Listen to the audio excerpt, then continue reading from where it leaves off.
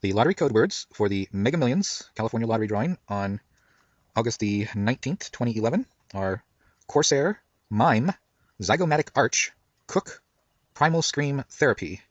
And there were two movies I focused on this particular weekend, Fright Night and Conan the Barbarian. I went to see Fright Night on August the 19th, and then I went to see Conan the Barbarian on August the 20th, which was the Saturday, the following day, after these results had been drawn. But what's interesting here is that this is the first time since we've resumed posting lottery code word videos where I've actually gotten what seems to be pretty clearly Ouija board effect influence on the Mega Millions results. And it's obviously a case of retro PK because I saw Conan the Barbarian the day after these particular results were drawn. But notwithstanding that, for some reason, even though I was watching Fright Night, which was a pretty entertaining movie in itself, at the time that these code words were drawn, the influence, the Ouija board effect, the PK influence was clearly from Conan the Barbarian. I'm not entirely clear on why that should be.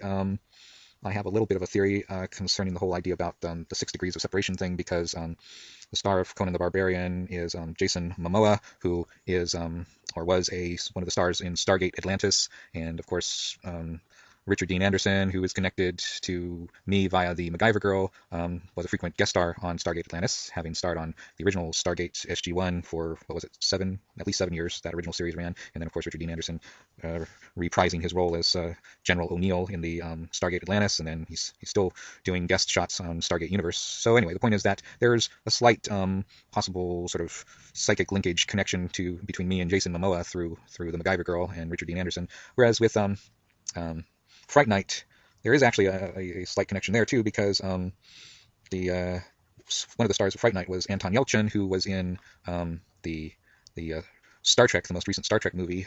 Anton Yelchin, who played Mr. Chekhov, and one of the other stars in the new Star Trek movie was Bruce Greenwood, who played Captain Pike. Bruce Greenwood, who is also in a movie with Paul Walker, which was what was it, Eight Below was the title of that movie, and then of course Paul Walker is also connected to the MacGyver Girl because she appeared in one of Paul Walker's that shitty sitcom he was on. So there is a more tenuous sort of connection between Anton Yelchin and me through the MacGyver Girl and Paul Walker and Bruce Greenwood, and I don't know. There's like, in that case that would be about 4 degrees of separation, 5 degrees of separation. Whereas with Jason Momoa, it's only 3 or 4 degrees of separation depending on how you count it. 1 degree of separation between me and the MacGyver Girl, 2 degrees of separation between me and Richard Dean Anderson, 3 degrees of separation between me and Jason Momoa. So I guess it's 3 degrees of separation, right? And anyway, and I should probably note that Stephen Lang plays the evil warlord in Conan the Barbarian. So we've got some 6 degrees of separation linkage with him too, via both the Titanic Girl and the MacGyver Girl, because he was in he played the evil colonel in Avatar, and Zoe Saldana, who he was fighting with at the end of the movie, of course was in Takers with both Hayden Christensen and Paul Walker. So the MacGyver Girl is entangled with Paul Walker, and the Titanic Girl is entangled with Hayden Christensen because she was also in Star Wars Attack of the Clones. And he was also in Men Who Stare at Goats with Ewan McGregor, who was also in Star Wars Attack of the Clones, in the same scene with the Titanic Girl. So there's, what is that, 3 degrees of separation. So I don't know if that was a factor in why Conan the Barbarian may have been more potently influencing the Mega Millions. But the interesting thing is that even though the PK influence seems to be coming from Conan the Barbarian as it pertains to the Mega Millions results, and also interestingly, the Super Lotto results on the Saturday when I was actually watching Conan the Barbarian showed a little bit of a Ouija board effect for Conan the Barbarian as well. The actual code words that came up on the Super Lotto were Dervish, Tower of Babel, copious, cutting edge, dark horse. So not quite as emphatically pertaining to Conan the Barbarian, but still much more so pertaining to Conan the Barbarian than Fright Night. And the odd thing is that for the Fantasy 5 results on Saturday the 20th and Sunday the 21st, the results that came up, the code word results, actually seem to be more pertinent to Fright Night than to Conan the Barbarian, which is kind of a curious result. So the Fantasy 5 results on August the 20th, which would be the day following my scene Fright Night on August the 19th, were subhuman, sacrilege, curly, cutlery, and tobacco. And then the Fantasy 5 results on August the 21st were demolition derby and cryptic curator. which all are in one way or another fitting for Fright Night and not for Conan the Barbarian. So it's like, why would that be? Why would one movie have more of an influence on the Fantasy Five and the other movie have more of an influence on the Mega Millions and Super Lotto, which, as I've explained to you in the past, the Mega Millions and the Super Lotto are sort of mechanical random number generators in the way they mechanically select little ping pong balls that have numbers on them, whereas the Fantasy Five is a purely electronic random number generator. It's intriguing to wonder why one movie would influence one form of random number generator and the other movie influence another type of random number generator. Of course, I'm assuming that there actually was PK influence occurring here. That's the necessary premise for everything that we're doing. If you dismiss this all as just random chance, then of course it's all quite meaningless. But this is actually one of the most striking PK influences I've ever seen, actually, in terms of one of the code words in particular here, because zygomatic arch, which is otherwise known as the cheekbone. What makes that so intriguing is one of the central themes of Conan the Barbarian is that the evil warlord that Conan is opposing and seeking to avenge the deaths of his father and his people is preoccupied with putting together this sort of magical mask, which is composed of the skull bones of various previous warlords. And the point is that one of the key bones, the key bone that is ultimately involved in putting together this magical mask of skull bones, it appeared to me that it actually was a zygomatic arch that was put together into the mask. So that's an intriguing kind of coincidence, if you want to call it a coincidence. And then the other code words, Corsair, what happens is that Conan is involved with pirates, so that fits Corsair, and mime is kind of fitting in a certain sense because one of the main characters is Rose McGowan, who has this kind of creepy, pallid makeup on that makes her look sort of like a mime. I'm thinking, wow, she obviously Marilyn Manson, all those years she spent with Marilyn Manson really rubbed off on her for this character that she's playing. But yeah, it did make her look like a mime. And then the funny part about that is on August the 12th of 2010, so essentially a year ago, I had a dream about Conan O'Brien.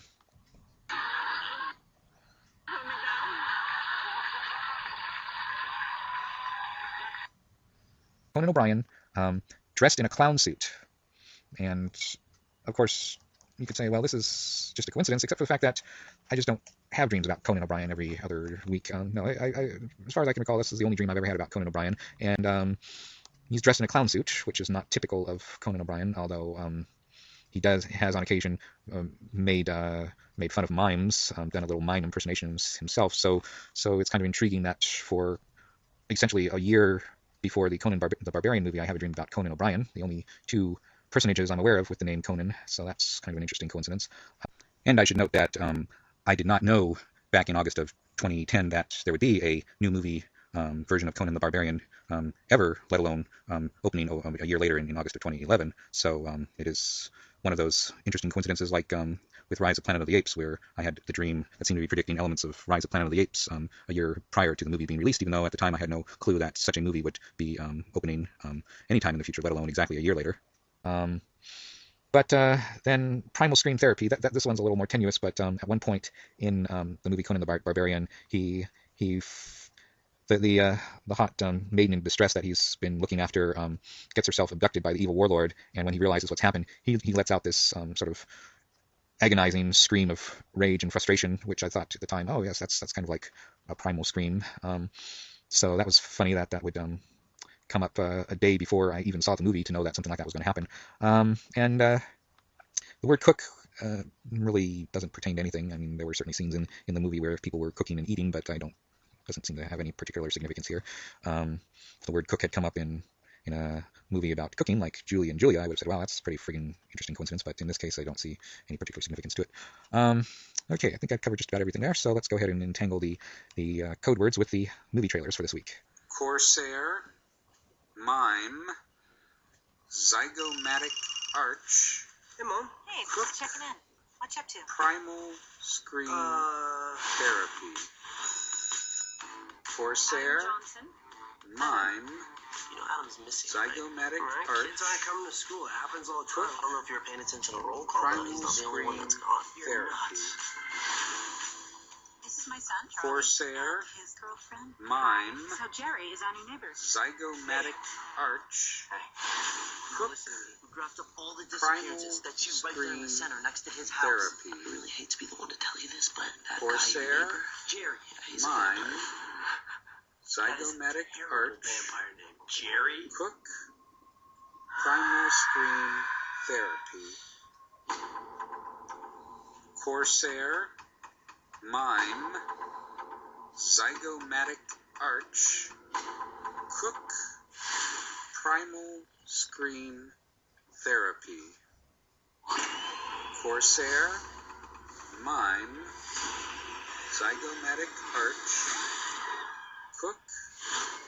Primal scream therapy. I've been watching you. Corsair. There's a kind of Mime. neglect. Gives off a Zygomatic arch. girl. Cook. She's ripe.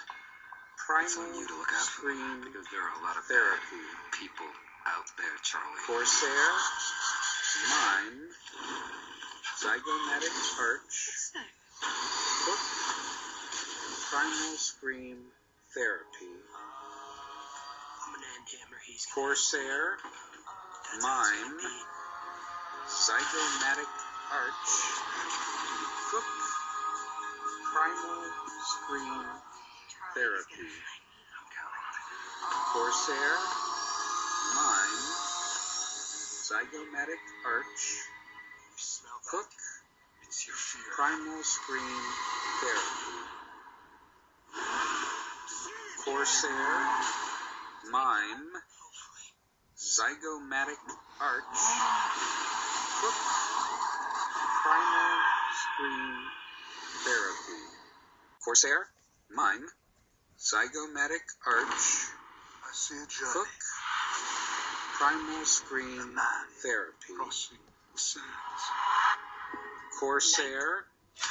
Mime. Zygomatic arch. Warrior. Cook.